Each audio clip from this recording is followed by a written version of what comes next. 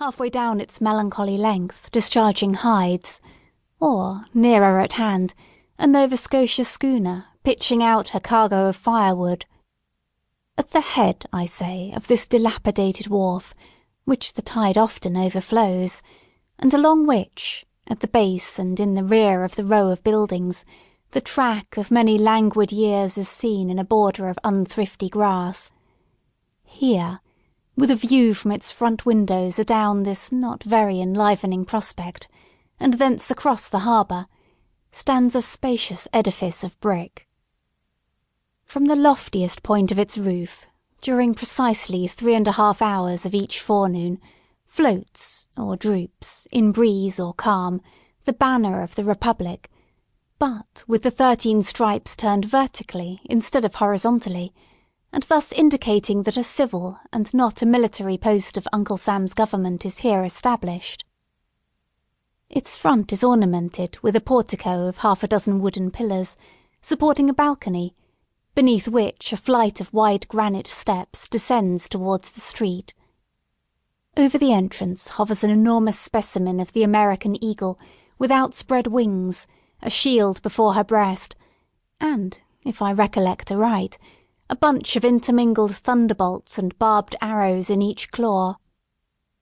With the customary infirmity of temper that characterises this unhappy fowl, she appears by the fierceness of her beak and eye, and the general truculency of her attitude, to threaten mischief to the inoffensive community,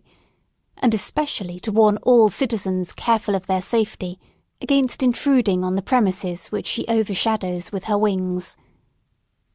Nevertheless, vixenly as she looks, many people are seeking at this very moment to shelter themselves under the wing of the federal eagle,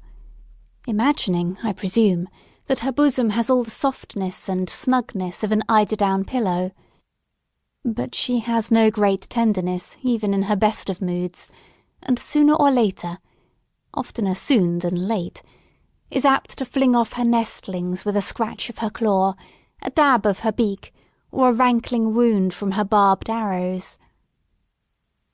The pavement round about the above-described edifice, which we may as well name at once as the custom-house of the port, has grass enough growing in its chinks to show that it has not, of late days, been worn by any multitudinous resort of business. In some months of the year, however, there often chances a forenoon when affairs move onward with a livelier tread. Such occasions might remind the elderly citizen of that period before the last war with England, when Salem was a port by itself, not scorned, as she is now, by her own merchants and shipowners, who permit her wharves to crumble to ruin, while their ventures go to swell, needlessly and imperceptibly, the mighty flood of commerce at New York or Boston. On some such morning, when 3 or 4 vessels happen to have arrived at once, usually from Africa or South America, or to be on the verge of their departure thitherward, there is a sound of frequent feet passing briskly up and down the granite steps. Here, before his own wife has greeted him, you may greet the sea-flushed shipmaster, just in port, with his vessel's papers under his arm in a tarnished tin box. Here, too, comes his owner, cheerful, sombre, gracious, or in the sulks, accordingly as his scheme of the now accomplished voyage has been realised in merchandise that will readily be turned to gold, or has buried him under a bulk of incommodities such as nobody will care to rid him of. Here, likewise, the germ of the wrinkle-browed, grizzly-bearded, careworn merchant, we have the smart young clerk, who gets the taste of traffic as a wolf-cub does of blood, and already sends adventures in his master's ships, when he had better be sailing mimic-boats upon a mill-pond. Another figure in the scene is the outward-bound sailor, in quest of a protection, or the recently arrived one, pale and feeble, seeking a passport to the hospital.